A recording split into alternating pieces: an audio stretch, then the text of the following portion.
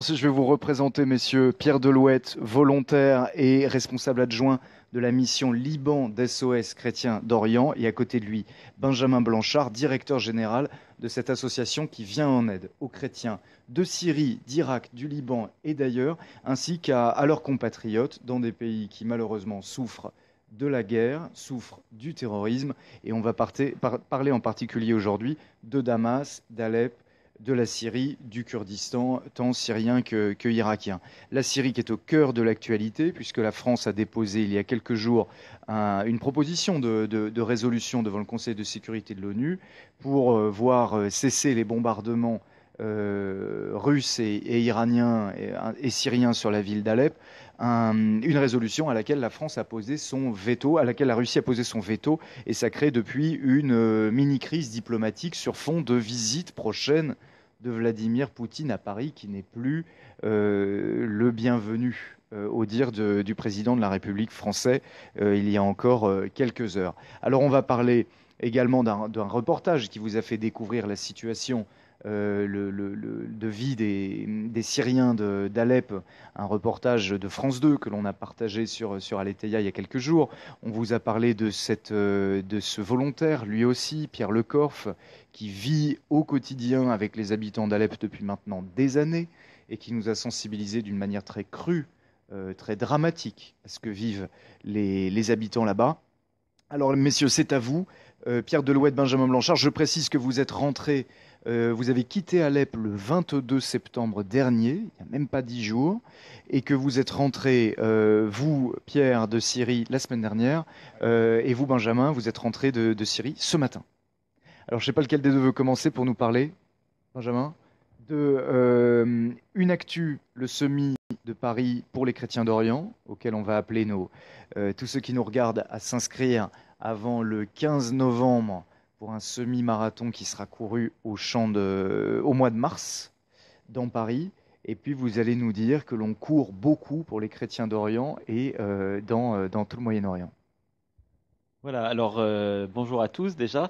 L'an dernier, le 6 mars, je crois que c'était le 6 mars 2016, nous étions 1300 à courir pour les chrétiens d'Orient dans les rues de Paris lors du semi-marathon de Paris. Alors je dis nous parce que moi aussi je l'ai fait. À mon grand étonnement, je suis arrivé au bout. Alors il m'a fallu du temps, mais, mais je suis arrivé au bout. Donc si je suis capable de courir un semi-marathon, je pense que tout le monde est capable de le faire parce que je suis vraiment pas un grand sportif.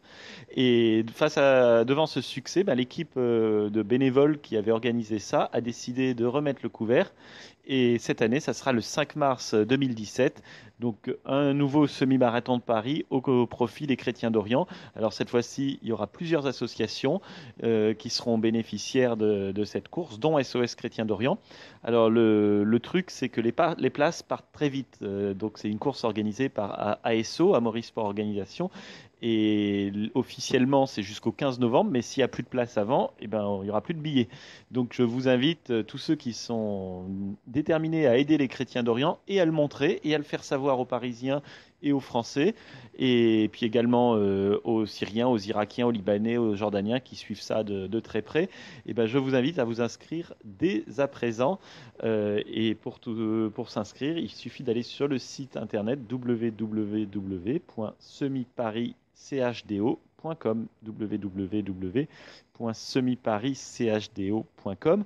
Mais Alexandre Meyer, avant de vous rendre le Juste micro, parce que ce qui est important de dire, c'est que vous pouvez témoigner votre soutien aux chrétiens d'Orient en participant à ce semi-marathon, mais si vous réussissez à vous inscrire avant le 15 novembre pour courir au mois de mars, c'est aussi pour récupérer votre dossard qui sera la preuve, dossard aux couleurs des SOS chrétiens d'Orient, qui sera la preuve de cet engagement. Donc n'hésitez pas, allez-y sur ce site internet semi-paris, CHDO, comme chrétiendorient.fr.com.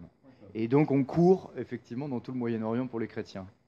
exactement. En tout cas, on court dans tout le Moyen-Orient, d'abord pour la paix, et aussi pour la défense des minorités. Et alors notamment ce vendredi 7 octobre à Damas, il y avait un événement. Alors c'était pas un vrai marathon, c'était plus une marche dans Damas, mais qui s'intitulait I Love Damascus et qui était organisé par les jeunes, l'association des jeunes volontaires de Damas, donc qui regroupe plein d'associations damascènes. Et c'était pour manifester la joie et l'envie de vivre malgré la guerre, malgré les morts, malgré les destructions. Et c'était vraiment impressionnant de voir 4000 jeunes damascènes qui étaient dans la rue, alors qui étaient peinturlurés de couleurs, pour montrer qu'ils voulaient continuer à vivre, continuer à rire, continuer à être joyeux malgré les drames qui secouent leur pays et leur famille. Et donc j'avais la chance d'être présent et c'était vraiment un bel événement. Et alors SOS Chrétien d'Orient va participer également aux marathons qui vont être courus dans les différentes capitales du Proche-Orient où nous sommes présents. Alors donc le 28 octobre prochain, il y aura des équipes de SOS Chrétien d'Orient au marathon d'Amman et au marathon d'Erbil. Alors ils ne courront pas tout le marathon, mais des distances accessibles à tous, c'est-à-dire 5, 7 ou 10 kilomètres selon les courses. Et le 13 novembre, la même chose à Beyrouth. Et donc à chaque fois, les équipes de SOS Chrétien d'Orient français et locaux participeront. Et donc là, on est en train de recruter beaucoup de jeunes Irakiens déplacés, par exemple pour courir celui d'Erbil. Mais je sais qu'à Amman, l'équipe de SOS Chrétien d'Orient en Jordanie fait la même chose. Et pour Beyrouth aussi, le recrutement bat son plein pour qu'il y ait des équipes qui courent en fait en union avec les Français qui vont courir le 5 mars prochain.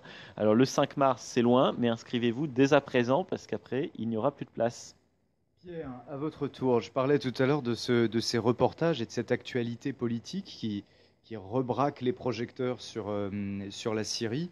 On a découvert il y a quelques jours un reportage de France 2 dans Alep Ouest, donc une partie de la ville qui est au contrôle, qui est aux mains du gouvernement, dont le territoire s'est même étendu au fur et à mesure des victoires contre les différents groupes terroristes, rebelles, etc., qui se partagent le reste de cette grande municipalité historique, ancienne capitale économique du pays.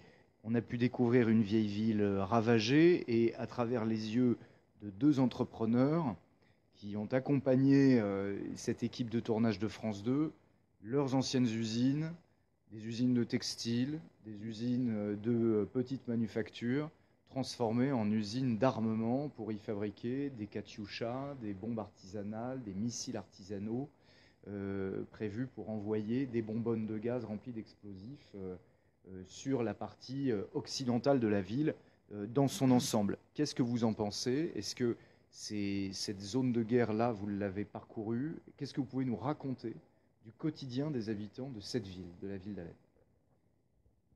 Mais d'abord, Avec bonjour. peut-être le distinguo entre Bonjour. Alep Est, Alep Ouest, où est-ce qu'on en est aujourd'hui, qu'est-ce que ça signifie? Voilà, d'abord, bonjour à tous. Je vais essayer de ne pas bouger le micro.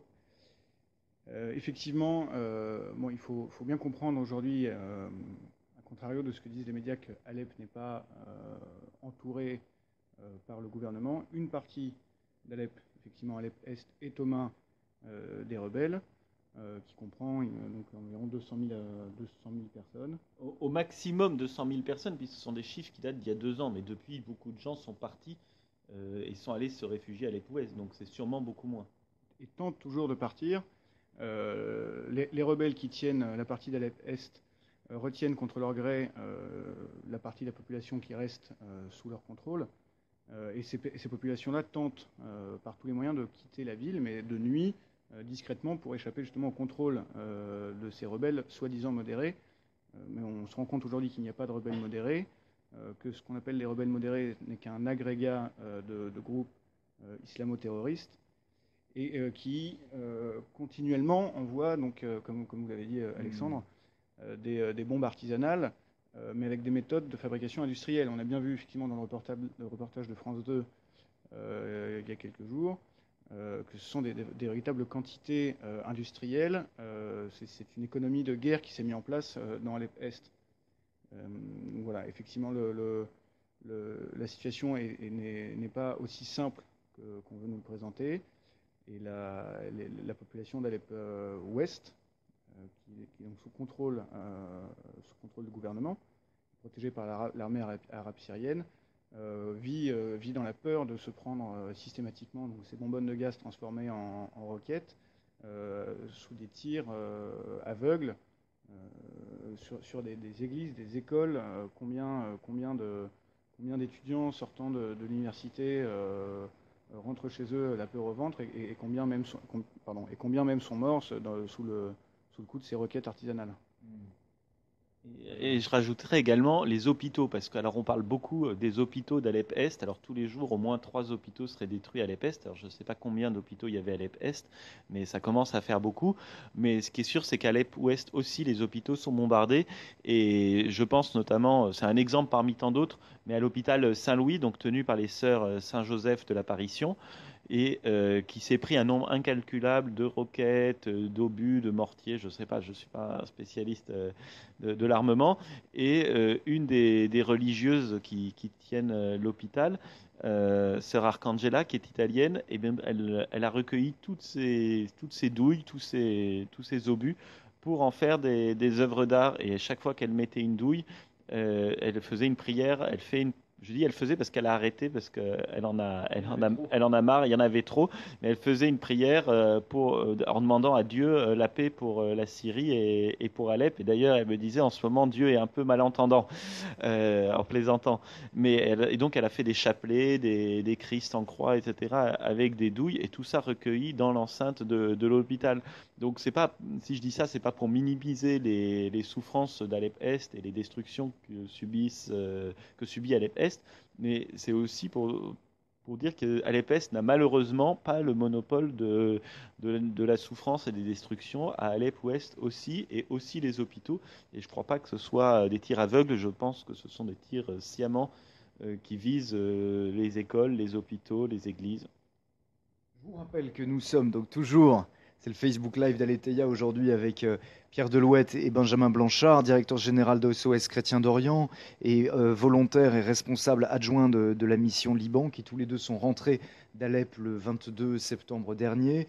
Pour le premier, rentré de Syrie la semaine dernière. Pour le second, rentré ce matin même à 6 heures par le vol direct de Beyrouth. Retour par Beyrouth. Et on parle de la situation de vie des gens sur place, et en particulier à Alep, et on reparlera de Damas dans un instant. On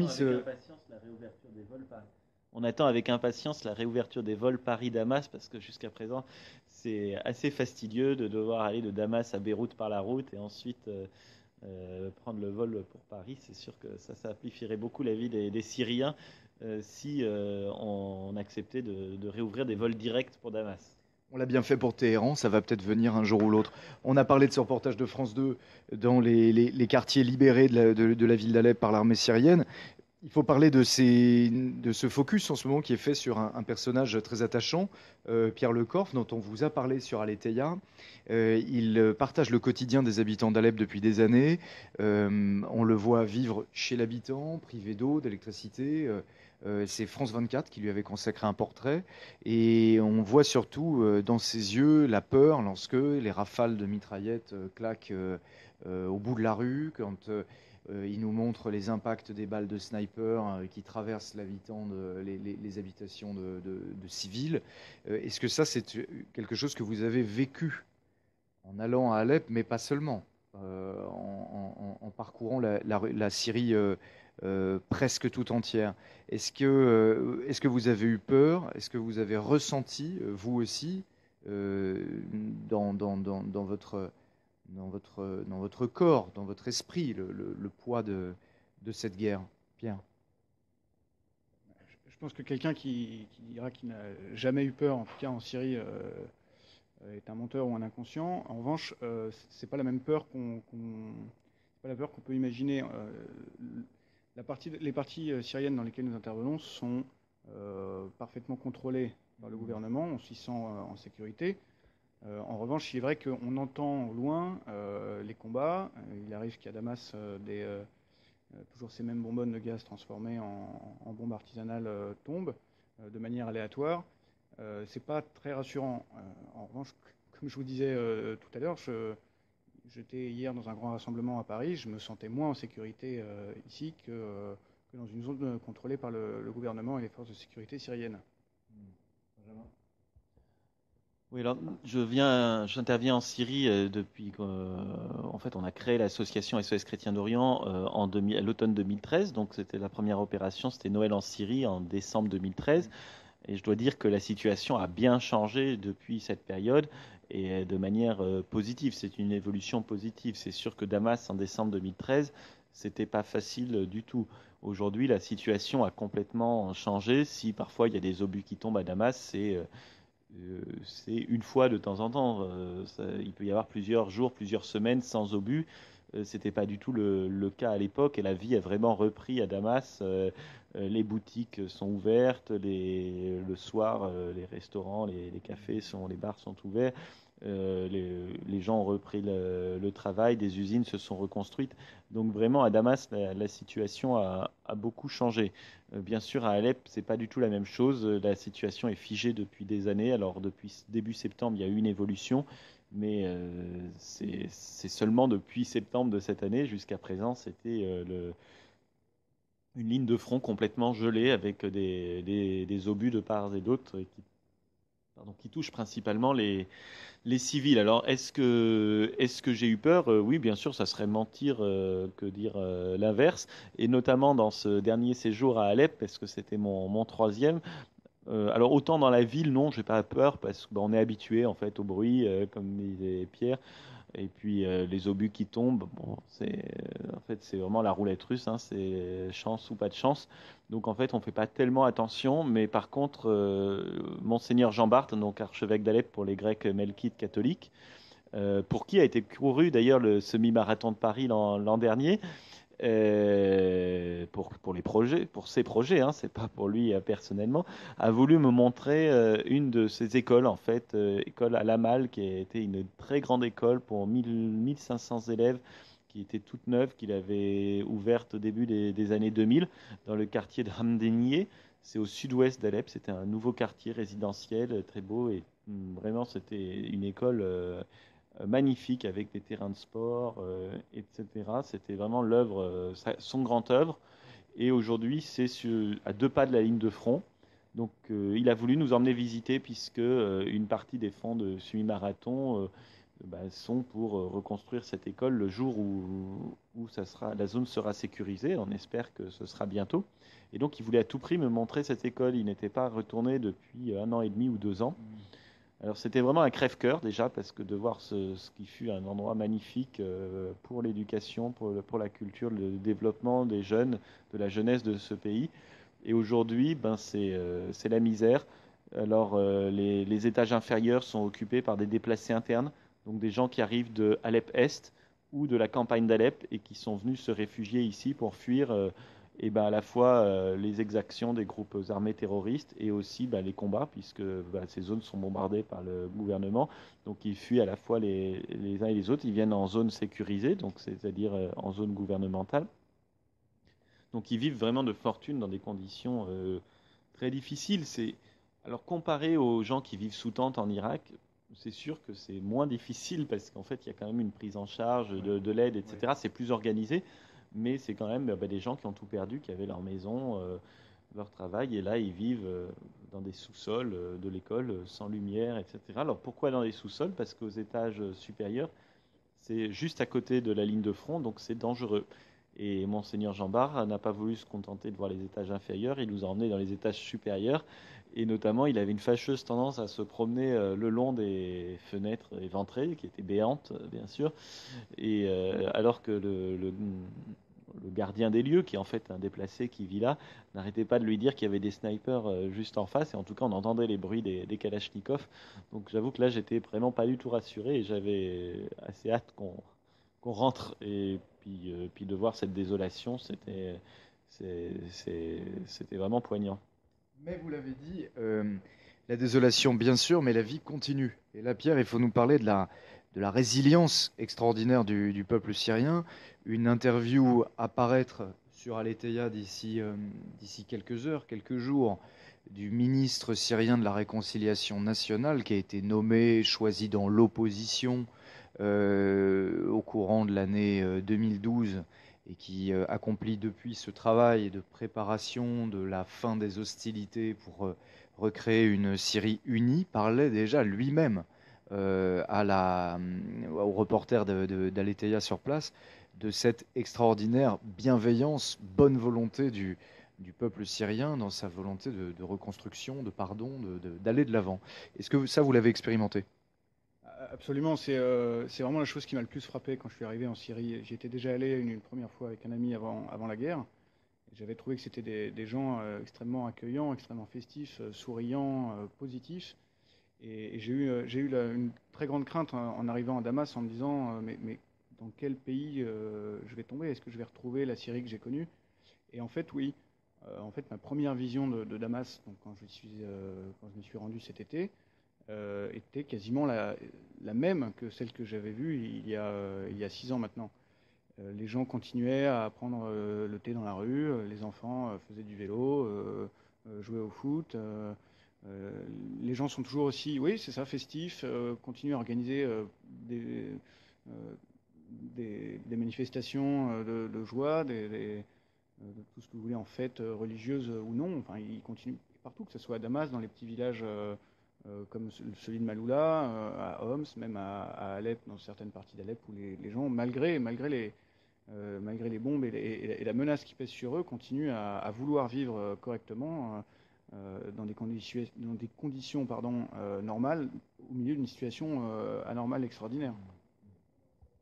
Alors, ce que je voudrais rajouter à ce que dit Pierre, et ce qui me frappe le plus, c'est que les Syriens continuent à rester soudés, et il y a toujours une convivialité qui perdure en Syrie entre les différentes religions et les différentes branches des religions, donc entre chrétiens et musulmans, mais aussi entre les différentes branches des musulmans, malgré les coups de boutoir du sectarisme religieux depuis maintenant 5 ans et demi, où des groupes islamistes radicaux, sous divers noms, alors bien sûr Daesh, mais il n'y a pas seulement Daesh. Pour les Syriens, les Syriens ne voient pas tellement pourquoi est-ce que Al-Qaïda, alors que ça s'appelle Front Al-Nosra ou Front Fatah el-Sham, ils ne voient pas pourquoi ça serait mieux Al-Qaïda que Daesh. Ils ne comprennent d'ailleurs pas pourquoi est-ce que Al-Qaïda, quand ils font un attentat en France, c'est mal, mais quand ils font un attentat en Syrie, c'est bien. Alors ça, c'est un mystère que je suis bien incapable de leur expliquer et qui crée vraiment une incompréhension entre les Syriens et l'Occident. Ils ne comprennent pas cette bienveillance de l'Occident avec ces terroristes, parce que tout le monde reconnaît que Al-Qaïda, ce sont des terroristes, mais en même temps, on est bienveillant quand ils travaillent, entre guillemets, en Syrie. Et ben, malgré tout ça, les Syriens refusent de se diviser et continuent à vivre ensemble. Et surtout, il n'y a pas de haine, même envers ceux qui sont ou qui ont été partisans de l'opposition. Et j'ai jamais, depuis 3 ans que je vis en Syrie, entendu de phrases définitives de gens qui rejettent complètement ceux qui sont de l'autre côté ou quoi que ce soit. Pas du tout. Il y a vraiment cette volonté, comme en parlait Alexandre avec le ministre de la Réconciliation, cette volonté de réconciliation, elle existe vraiment dans la population. Et d'ailleurs, on le voit, j'ai plusieurs amis qui, quand je les ai connus, étaient plutôt très opposés au gouvernement et favorables à la rébellion, et qui maintenant ont changé d'avis. Et c'est pas pour autant qu'ils sont stigmatisés par la population. Il y a vraiment une volonté de reconstruire la Syrie, et ça, je trouve que ça laisse beaucoup d'espoir pour la suite. C'est-à-dire qu'à mains égards, la France aujourd'hui s'enferme un peu dans c'est un communautarisme qui s'exacerbe, mais qui en réalité n'existe pas en Syrie, bien qu'on cherche à démontrer, ou on nous la présente en tout cas, comme un pays divisé entre sont réduits à alaouites, comme l'on dit, une Syrie utile d'un côté, les chrétiens divisés de l'autre, les sunnites opposés aux chiites, etc. En réalité, c'est un pays laïque avec une forte citoyenneté qui s'exerce et une grande cohésion nationale. C'est un pays peut-être avec une certaine laïcité, mais aussi très religieux, hein. Les Syriens sont très croyants. Alors le réduit alawite, Oui, bien sûr. L'ouest, la côte est majoritairement alawite, mais depuis la guerre, cette zone-là, qui est tellement réduite selon l'Occident, a accueilli énormément de déplacés des zones dangereuses de la Syrie, d'Alep, de Deir ez-Zor, de Raqqa, et donc qui sont sunnites pour la plupart, la grande majorité, qui sont venus se réfugier ici et qui sont accueillis. Et on voit des immeubles qui sont construits à Latakia, à Tartous, dans la vallée des Chrétiens, mais c'est énorme les constructions qui sont faites. Et c'est pour les accueillir. Et bien sûr, ça a changé la démographie. Maintenant, Latakia n'est sûrement plus une ville à majorité alawite, c'est majoritairement sunnite.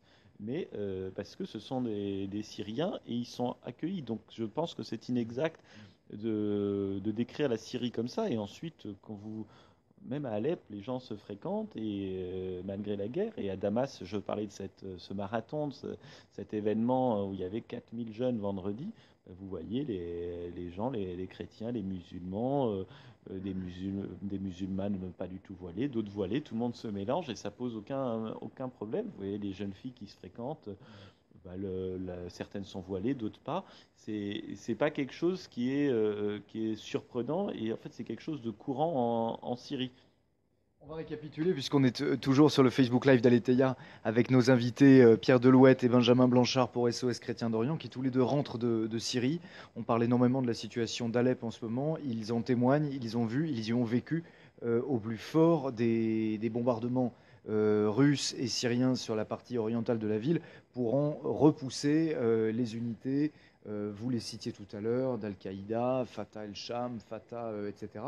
Et Front al-Nosra, c'est vrai qu'on les confond, les noms changent régulièrement, mais les katibas, les contingents restent les mêmes, tiennent des positions très hostiles au gouvernement et font subir, vous l'avez dit, à la population, et y compris entre eux, et font subir à toute la population, contrairement aux idées reçues, celle qui vit en zone gouvernementale comme celle qui vit en zone rebelle, le même martyr et les mêmes bombardements à l'aveuglette. On parle de cet esprit, de cette résilience extraordinaire du peuple syrien, de ces images surréalistes à Damas prises vendredi dernier pendant une véritable color run de plusieurs kilomètres, un marathon qui a réuni 4000 personnes dans la capitale de la Syrie. Et puis, il faudrait nous dire un mot alors, bien sûr, de l'action des SOS Chrétiens d'Orient sur place, de l'aide que vous dispensez aux Syriens. Mais avant, quand même, petit tour d'horizon très rapide. Géopolitique, si on veut. Sans prétention, le président Hollande se pose la question de recevoir Vladimir Poutine à Paris après le veto russe à la résolution proposée par la France au Conseil de sécurité de l'ONU en faveur d'une cessation immédiate des bombardements à Alep. Première question, que pensent les Syriens des opérations menées par la Russie et ses alliés, Hezbollah libanais, Iran, etc., chez eux? Est-ce qu'ils vous en parlent? Est-ce qu'ils vous en ont parlé? Oui, il se trouve que j'étais en Syrie l'été dernier quand les opérations russes ont commencé. Et c'était quelque chose auquel les Syriens ne croyaient pas beaucoup parce que on leur promettait beaucoup depuis des années et il n'y avait pas aucun changement qui arrivait. Et il faut dire que l'ambiance l'été dernier était très mauvaise à Damas et dans tout le reste de la Syrie gouvernementale parce qu'il y avait eu plusieurs défaites de l'armée et on sentait vraiment il commençait à se faire du souci et il y avait de nouveau une vague d'émigration qui était repartie de plus belle, puisqu'il y avait l'inquiétude que le gouvernement tombe sous les coups de boutoir des groupes armés divers et variés. Et en fait, cette intervention, elle a été vécue quand même comme un soulagement pour plusieurs raisons. Alors d'abord, parce qu'ils se sont dit, avec l'aide russe, on ne tombera pas. C'est impossible si les Russes nous protègent, au moins, alors à défaut de gagner, au moins on ne risque pas de perdre. Ça, c'était le premier soulagement. Ensuite, le deuxième soulagement, c'était de se dire, ben, enfin, il y a une grande puissance mondiale qui se préoccupe de notre sort. Alors, bien sûr, les Syriens ne sont pas dupes, ils savent bien que la Russie ne fait pas ça par altruisme ou humanisme, mais pour poursuivre ses intérêts propres. Mais il se trouve que, pour l'instant, à ce jour, leurs intérêts coïncident partiellement, au moins, avec ceux des Syriens. Alors tant mieux, ils s'en réjouissent. Et puis troisièmement, une autre raison, c'était d'être plus seul en tête à tête avec l'Iran et le Hezbollah. Parce que bien sûr, ils étaient bien contents d'avoir de l'aide extérieure de l'Iran et du Hezbollah. militairement. Par contre, le projet politique porté par l'Iran n'est pas forcément celui auquel aspirent les Syriens. Quand on vous a décrit la Syrie juste avant, vous comprenez bien que ça ne correspond pas tout à fait avec le mode de vie véhiculé par la République islamique d'Iran. Donc il y a ce soulagement de ne plus être en tête-à-tête avec l'Iran et d'avoir une aide russe qui au moins qui vaut ce qu'elle vaut, mais au moins on est sûr que les Russes ne tenteront pas d'imposer un mode de vie différent de celui qui est actuellement en vigueur en Syrie. Après les Russes, la Turquie, qui a traversé sa frontière pour porter la guerre contre l'État islamique côté syrien, encore une fois, en quelques mots, qu'en pensent les Syriens eux-mêmes? Ils sont dubitatifs. Personne ne comprend très bien ce qui se passe. Bien sûr, ici en France, comme en Syrie, tout le monde suppute sur un éventuel changement de position de la Turquie d'Erdogan. Mais pour l'instant, c'est difficile d'y voir clair. Il y a une inquiétude, bien sûr, parce que la Turquie a repoussé sa frontière de plusieurs kilomètres au sud, là, en intervenant en Syrie, officiellement contre l'organisation État islamique et contre les groupes armés kurdes du PKK, PYD en Syrie. Mais on ne voit pas très bien ce qui se passe. En tout cas, à mon avis, si l'armée syrienne a pu autant avancer ces dernières semaines à Alep, c'est peut-être qu'effectivement les Turcs ont abandonné un certain soutien, du moins un soutien à certains groupes.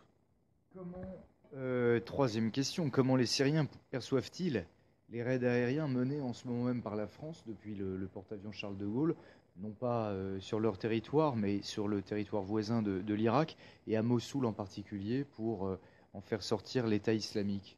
Ils voient ça comme quelque chose de positif? Ou est-ce qu'il y a un risque de voir l'État islamique quitter le nord de l'Irak et reconcentrer ses forces à Raqqa, qui est quand même sa base arrière, sa capitale, et qui est dans le nord de la Syrie?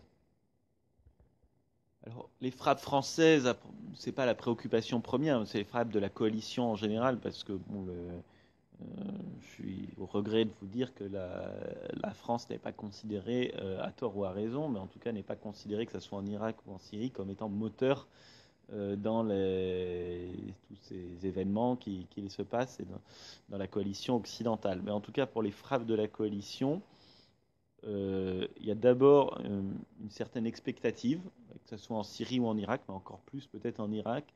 Les gens se demandent un peu de qui se moque-t-on, puisque ça fait plus de 2 ans que ça dure.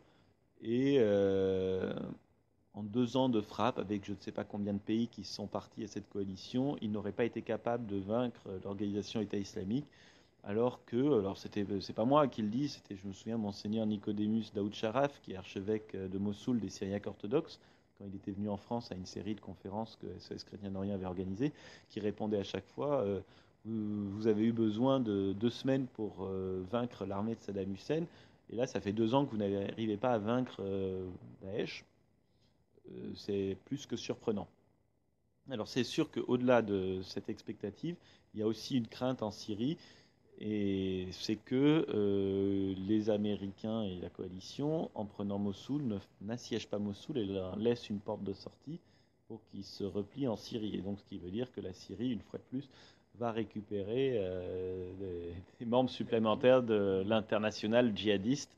Et bah, évidemment, pour les Syriens, c'est pas réjouissant. Comment, Pierre, se positionnent les églises chrétiennes que vous avez vues, côtoyées? Elles sont nombreuses, très vivantes encore dans la région, dans cette guerre civile. Quelles sont les difficultés majeures auxquelles elles doivent faire face? Pardon. Euh, Encore une fois, la situation, bon, les églises d'Orient, elles sont nombreuses, vous l'avez dit, et variées, mais elles ont toutes un but commun, c'est redonner aux Syriens, j'allais dire à leurs administrés, parce que en fait, les églises syriennes gèrent plus que les chrétiens d'Orient, mais bien entendu, toutes les communautés qui vivent autour d'elles, elles font bien sûr office d'église, mais également d'autorité locale administrative pour certains endroits. Nous, on intervient avec elles régulièrement sur énormément de projets, et elles ont besoin d'un porte-voix, et j'espère qu'on fait suffisamment ce porte-voix. En tout cas, elles nous remercient, et surtout les Syriens, quelque confession que ce soit, et malgré, encore une fois, les coups de boutoir de l'OTAN, de la coalition internationale, et notamment de la France, même s'ils sont perplexes quant à l'attitude de la France vis-à-vis de la situation, et surtout au vu de la longue histoire franco-syrienne, mais ils ne comprennent pas, mais ils continuent quand on est accueillis chez eux comme des frères. Ils font vraiment la distinction, et les églises aussi font la distinction entre la peine qu'elles ont de voir la politique française à leur égard, mais la joie de savoir que les Français pensent à ces populations, que ce soit encore une fois chrétiennes de quelque église que ce soit, sunnites, chiites, alaouites. Tout à l'heure, nous parlions de ce réduit alaouite qui serait replié sur lui-même contre une invasion de déplacés sunnites. Je tiens à rappeler qu'à Tartous, il y a entre 10 et 15 camps de réfugiés essentiellement sunnites, et que les clivages religieux ne tiennent pas dans ce genre de situation, aux grandes dames de la coalition internationale qui justement montre du doigt une Syrie divisée, mais qui, sous justement ces coups de boutoir, encore une fois, ne fait qu'affirmer l'identité syrienne et laïque, en fait. Ils sont syriens, ils sont bien entendu, comme disait Benjamin tout à l'heure, très religieux, mais ils sont syriens, et ce qu'on essaie de montrer aujourd'hui, on parle d'une guerre sunnite, chiite, partout dans tous ces pays-là où nous intervenons. En Syrie, il n'en est absolument rien. Les Syriens sont syriens avant de se revendiquer comme sunnites contre des chiites, ou comme chiites contre des sunnites.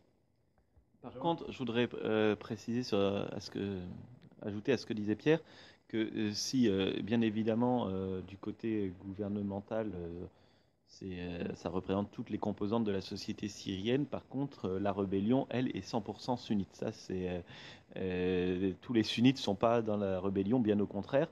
Mais par contre, toute la rébellion est sunnite, et c'est peut-être à ça qu'on voit aussi le sectarisme religieux. On va continuer à parler encore un peu religion, et puis on développera pour finir les actions que vous menez sur place. Je rappelle à tous ceux qui nous regardent que le Facebook Live continue sur Aletheia avec nos invités Benjamin Blanchard et Pierre Delouette pour SOS Chrétien d'Orient. Ils rentrent de Damas en Syrie, ils sont passés par Alep, où ils ont vécu quelques jours avec la population sous les bombes, et nous font le récit de ce voyage. Le Saint-Siège a rendu public hier la création de 17 nouveaux cardinaux, dont le nonce apostolique à Damas, qui réside à Damas, qui n'a pas quitté Damas en dépit de la guerre depuis des années. Est-ce que vous avez des anecdotes à son sujet? Est-ce que vous le connaissez? Est-ce que vous l'avez déjà rencontré?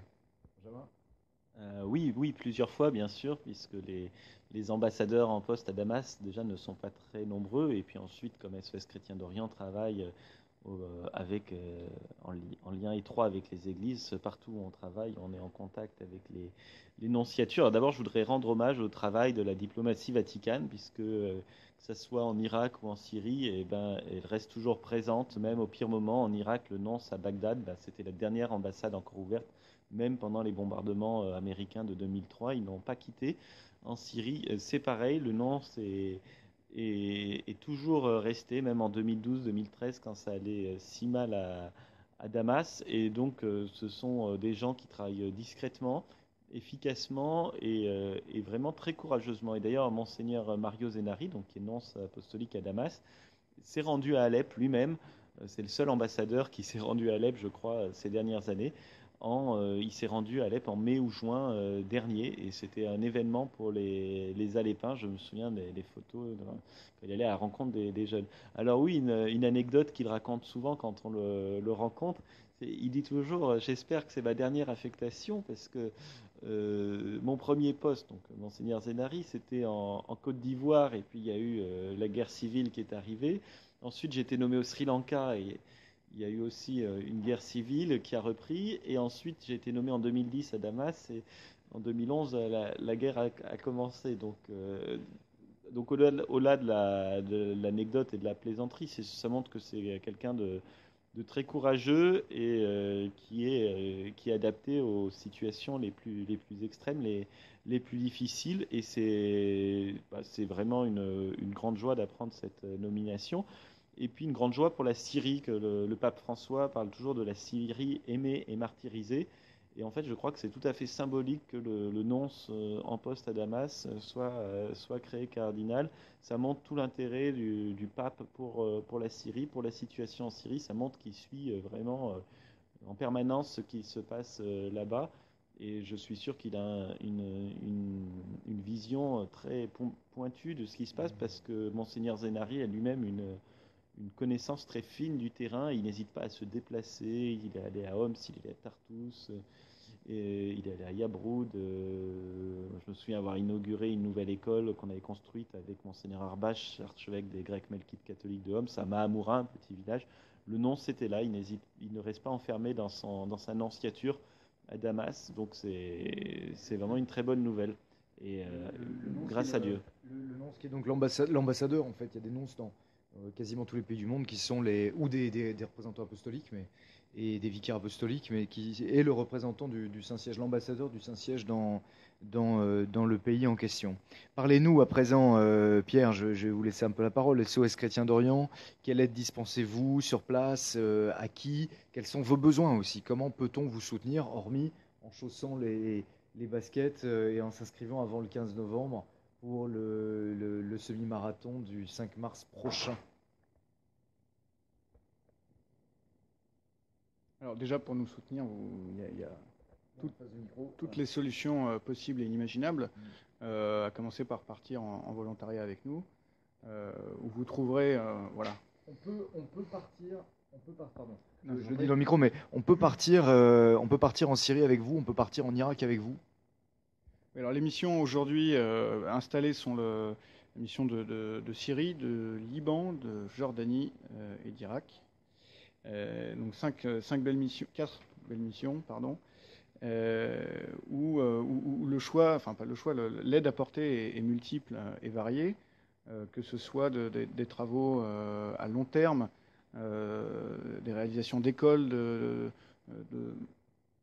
Oui, voilà. On a deux on tracts. vous montrera les visuels directement sur le site d'Aletheia quand on repoussera la vidéo demain dans la newsletter, à laquelle vous pouvez vous inscrire évidemment pour avoir toutes ces actus fraîches tous les jours. Voilà. Et on recherche toutes les bonnes volontés et tous les profils possibles, que ce soit du prof, surtout du prof en ce moment, des infirmières, mais aussi de jeunes garçons robustes et rustiques qui seraient capables de venir prêter main forte à nos équipes sur place pour reconstruire des maisons justement qui ont été détruites par cette guerre civile, par ces années de guerre civile.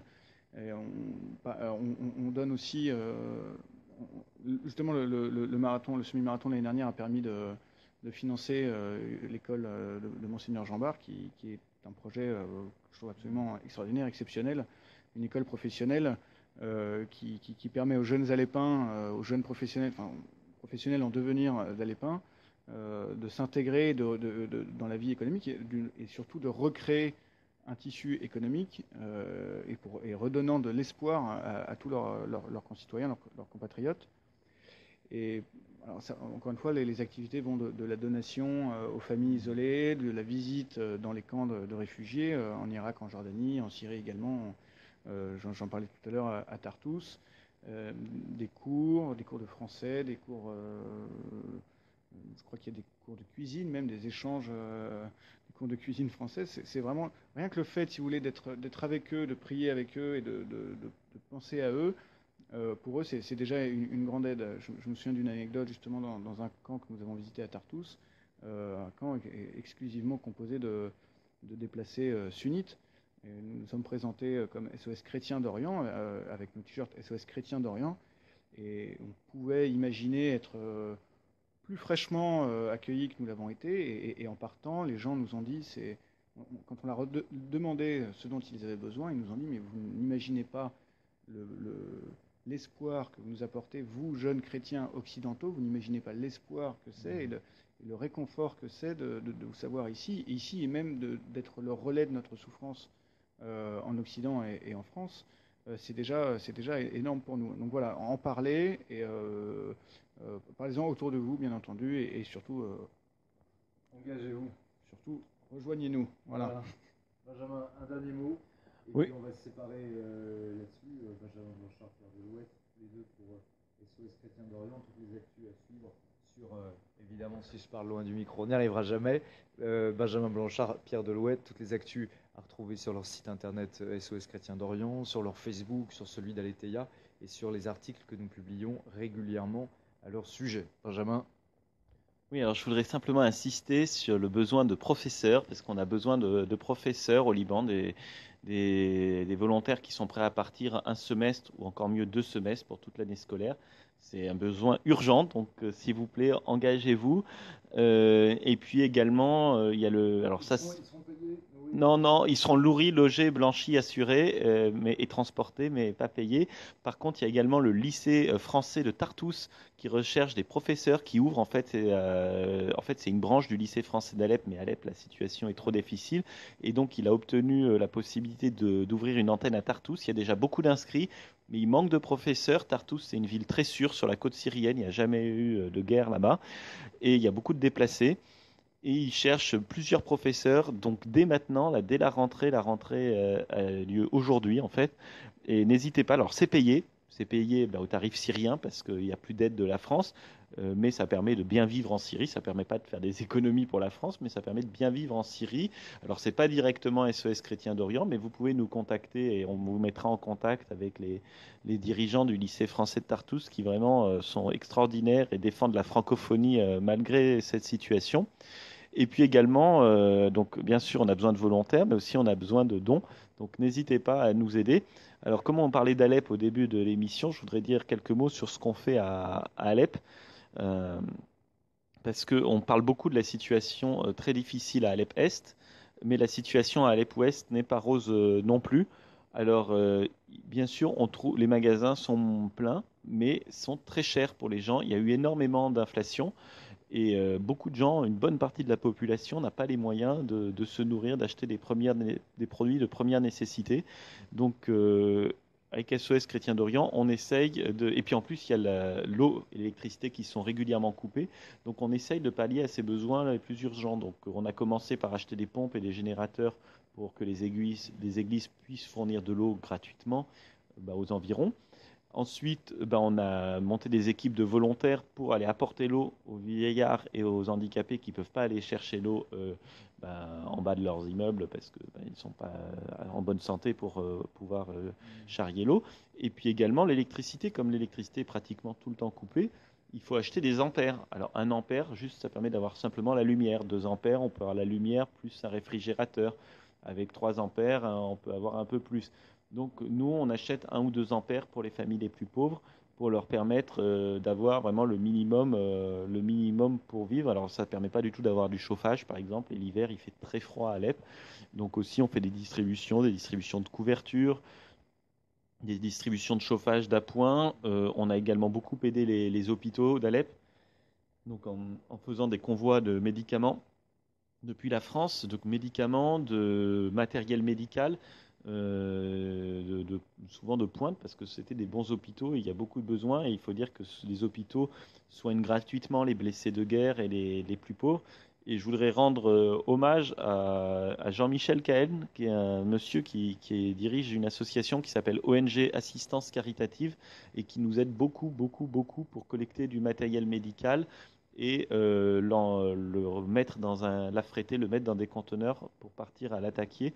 Vraiment, grand merci à Jean-Michel Cahen, sans qui ces différents conteneurs qui partent régulièrement pour la Syrie ne seraient pas possibles.